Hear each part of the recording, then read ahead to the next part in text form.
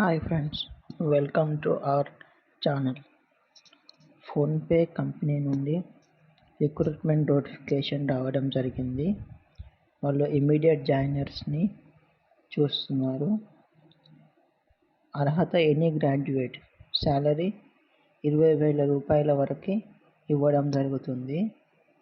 మీరు ఈ రిక్రూట్మెంట్కి ఎటువంటి ఫీజు అన్నది చెల్లించాల్సిన అవసరం కూడా లేదు అనే చెప్పవచ్చు.